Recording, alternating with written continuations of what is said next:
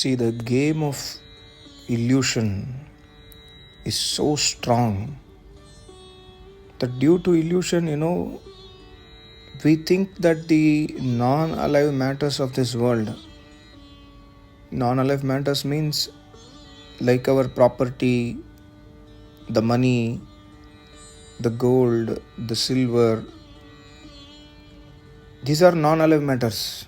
And also the alive matters of this world, such as wife or husband or daughter or son or sister, brother, mother, father, etc. Due to illusion, we think that these are all part of ourselves. So what happens when there is a growth in them? There is a growth in money, there is a growth in property, there is a growth in land, there is a growth in our children's life, or there is a promotion in our life. We get happiness on their growth and we get sadness when there is a loss. Whether there is a loss in life or whether there is a loss in property, we get sadness. And this is all the game of illusion. The reality is, we must understand the true nature of this world. If we understand that reality, we will not get affected due to this gain or loss. It's not easy to follow this, but this is the word of a rishi. These are all words of great rishi munis and tapasvis. We must try to do manan chintan daily. Just by listening these kind of audios, even I am not of this nature, but I try to do daily manan chintan and read these kind of articles or this kind of audio videos. Thereby increase our understanding and maturity towards life. That is very important. And second point we must always understand is human mind. The mind is like a piece of magnet. It always gets attracted towards the pleasures from the outside, the sensual pleasures. Mind is connected to the sense organs. So when we have any pleasure externally, the mind gets immediately attracted. So what Rishi Munis have done, wise people they have done, they completely avoided the worldly pleasures. They just took so much pleasure which is required for them to survive in this life, because they understood the ill effects of this mental attraction, this attraction towards the world. Whereas the ignorant people like us, what happens?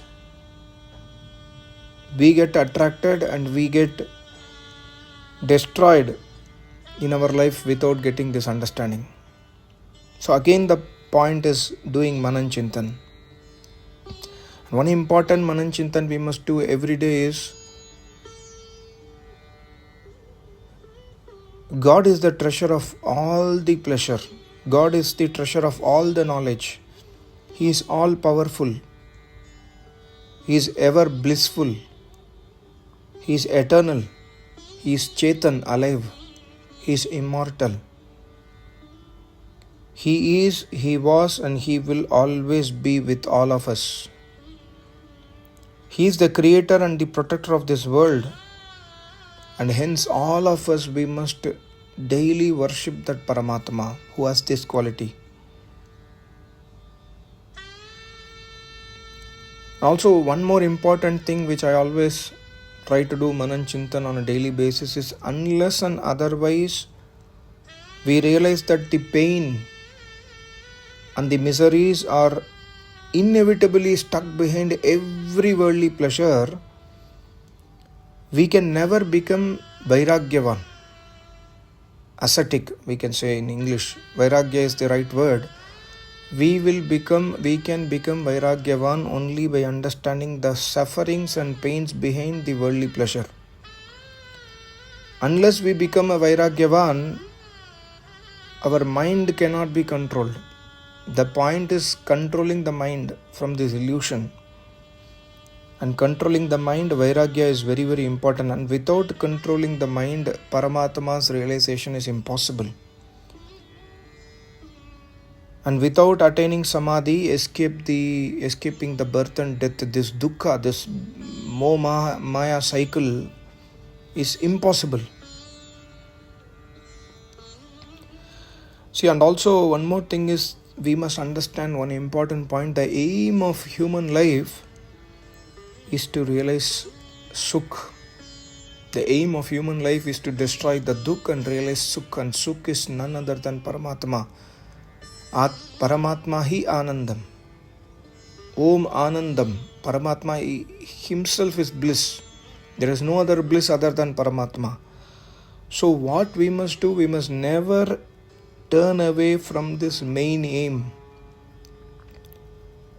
Giving priority to any other thing in our life, any other thing, if we give priority in our life, which takes us away from this main aim, is just like, I used to give this example which I read in one book.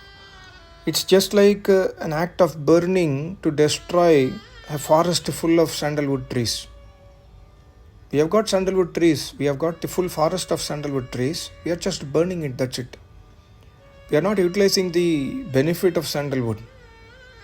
So we must never ever turn away from this main aim.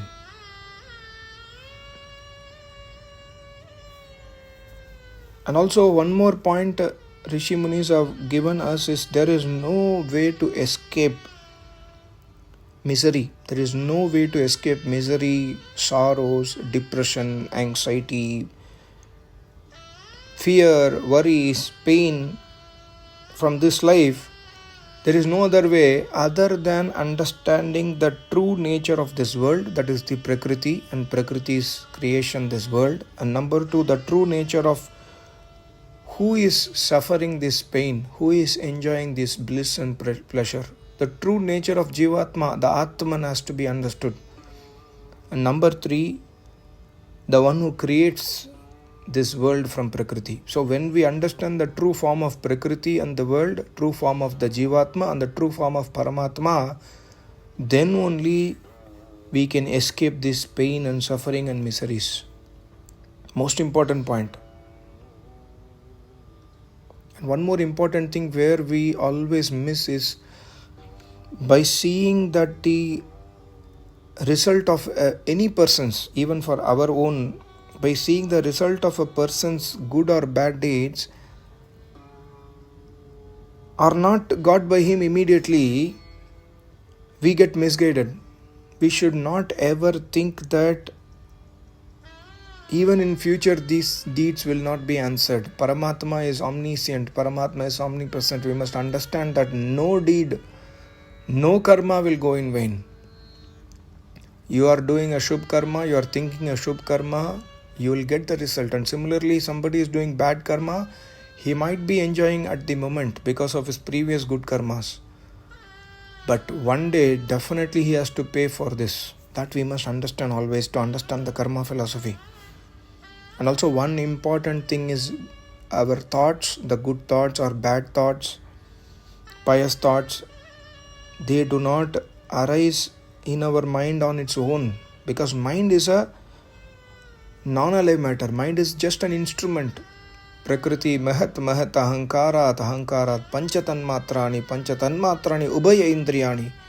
Mind is one of the indriya created by Prakriti, from Prakriti, by Paramatma. So mind is non-alive matter. So mind does not have any power to raise any thoughts. It is all the reason of Jivatma. Based on our own Jivatma's wish only the thoughts arise. So for the mind to function, like for a car to function, you must start the engine and press the accelerator, right? Similarly, for the mind to function, there must be a desire for that thought, and there must be a desire to do an act. Then only the mind can function, the body can function. So these are all non-alive matters, but we give complete. The problem is we completely surrender to them. That is the problem. We do not ever think of controlling them. And also a very, very important thing is these couple of thoughts like I will never die or I shall never die. This thought is always there in our mind. These are all height of ignorance, supreme ignorance. that I shall never die, that my body is very pure. Like, when somebody gets married also, they always think that, the other partner, they love the body of the other partner. The very reason for this love, the physical attraction, is the thought that the body is very pure. And also we must remember that sensual pleasures are not eternal, but we always think that sensual pleasures are permanent. We are always behind the sensual pleasures. And lastly, we always think that my body is myself. We are not our body, we are Jivatma. So these are some of the thoughts which you must keep in your mind, and I also keep in my mind always for a better life. Thank you so much. Bye-bye.